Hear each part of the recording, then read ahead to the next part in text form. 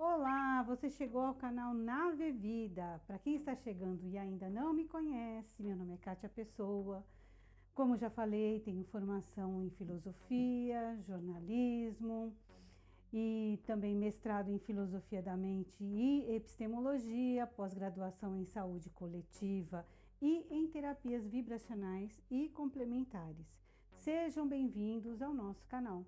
E não esqueça de se inscrever, deixe o seu like, ele é muito importante para o nosso canal que está começando aqui no YouTube. E hoje nós falaremos sobre transtorno de ansiedade, como enfrentar esse mal do século 21. O transtorno de ansiedade é uma doença um tanto quanto insidiosa, por assim dizer, e pode não ser percebida logo.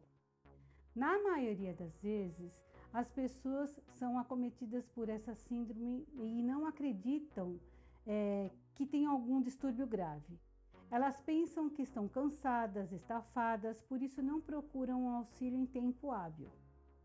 Sem um diagnóstico, quando não tratada, o quadro pode levar a outros distúrbios, como o aumento do mau colesterol, hipertensão, diabetes, gastrite, entre outras doenças.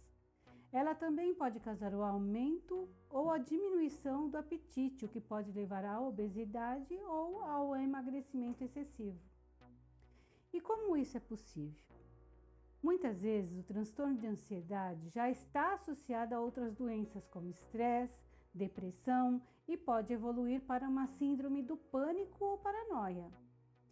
E o início disso tudo pode ter sido desencadeado por algum acidente, desfechos inesperados, traumas, frustrações. Um sintoma comum nos transtornos de ansiedade é a desregulação do sono.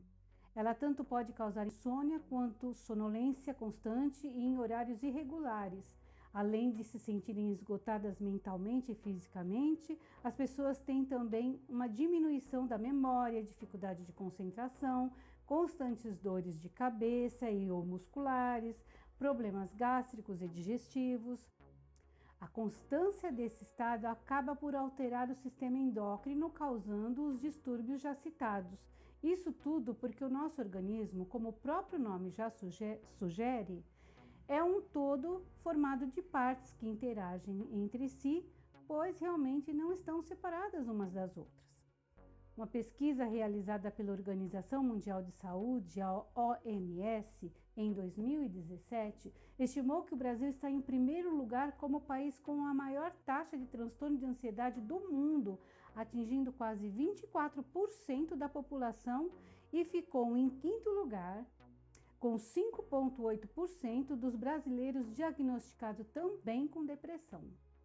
Não por acaso, os dados oficiais do Instituto Brasileiro de Geografia e Estatística, o IBGE, utilizando-se da pesquisa PNAD, demonstrou haver mais de 13 milhões de desempregados naquele mesmo ano, sendo a taxa média de desemprego no ano anterior, 2016, de 11,5%.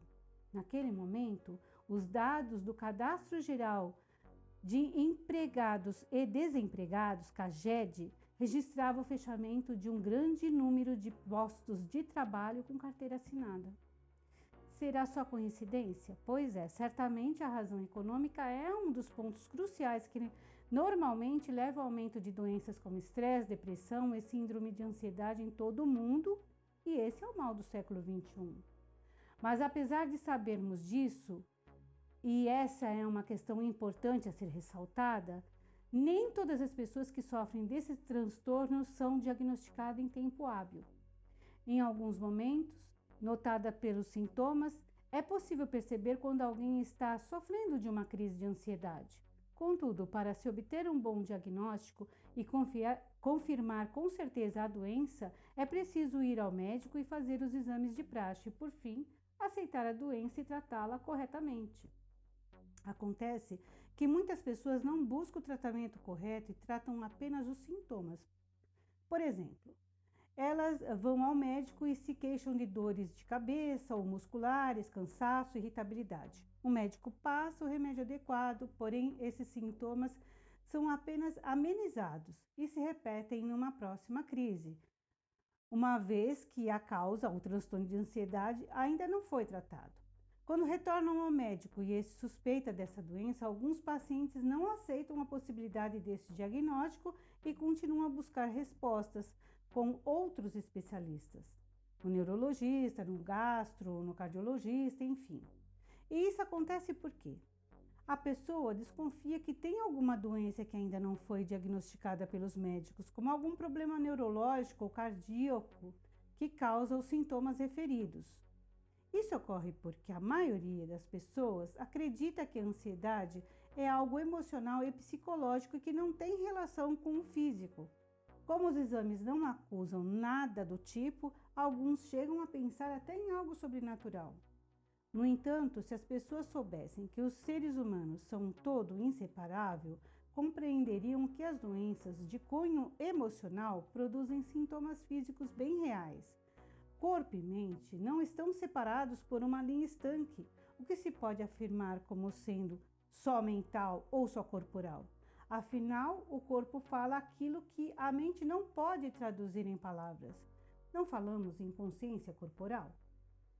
Por mais confuso que possa parecer, a realidade é bem simples. A mente é muito mais ampla que os limites circunscritos ao cérebro. Além de que o cérebro é também parte do corpo. A mente tem memória, tem vários níveis de consciência e tem também um subconsciente. E o subconsciente é como um cofre secreto onde estão guardadas impressões e registros que nossa memória esqueceu.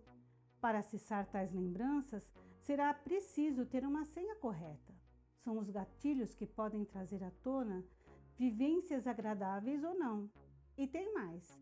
Esse conceito mente é mais abrangente que a nossa inteligência comum possa compreender, pois ela é expandida para além dos nossos limites físicos, é isso mesmo.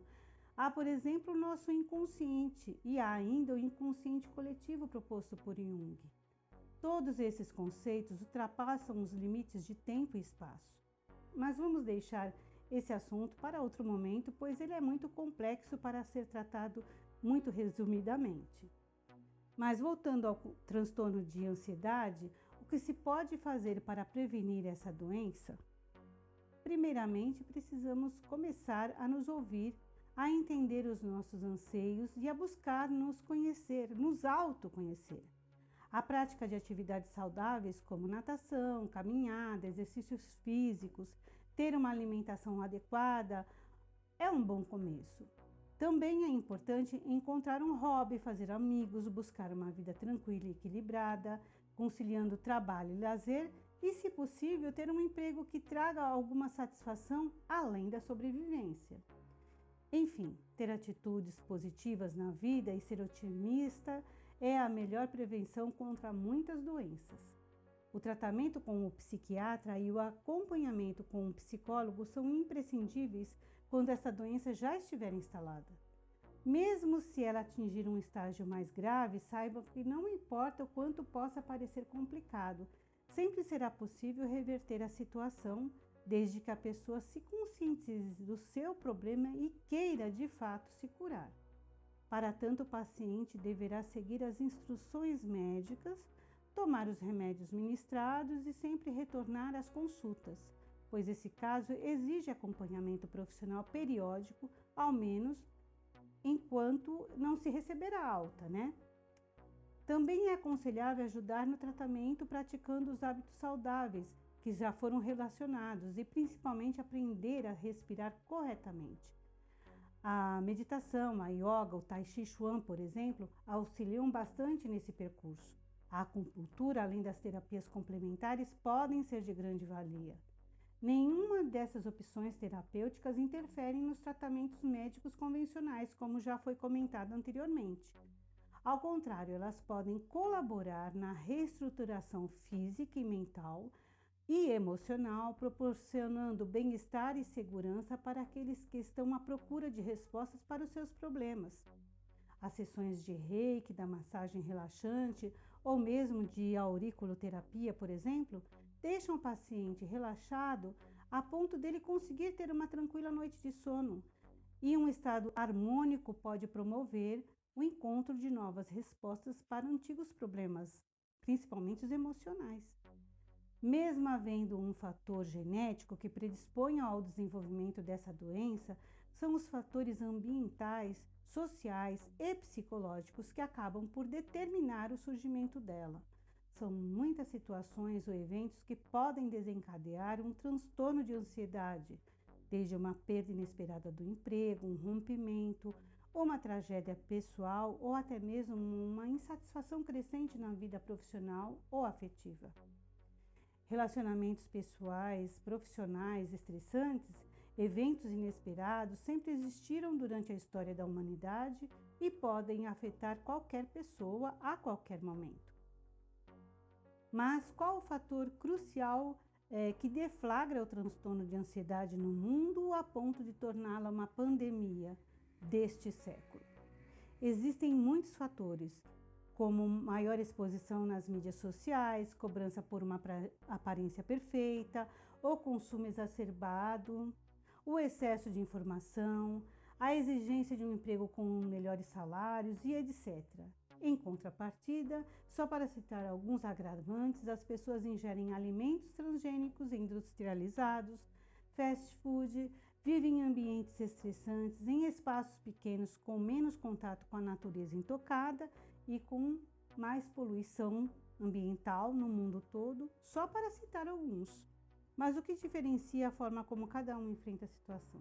Algumas pessoas têm maior controle sobre suas ações, sobre si mesmos. Já quem tem um transtorno de ansiedade acaba por ter uma visão irreal dos problemas e não controlam seus medos e temores. Há muito o que falar sobre várias questões abordadas aqui, mas deixaremos para uma outra oportunidade, pois o nosso vídeo está hoje um tanto quanto extenso, não é verdade? Espero que eu possa ter ajudado. Logo mais voltaremos com outros temas interessantes. Continuem nos seguindo, participem, comentem e deixem suas sugestões. Compartilhem e nos ajudem a divulgar o nosso canal. Apertem o sininho para receberem novas notificações. Abraços, até uma próxima. Um beijo no seu coração.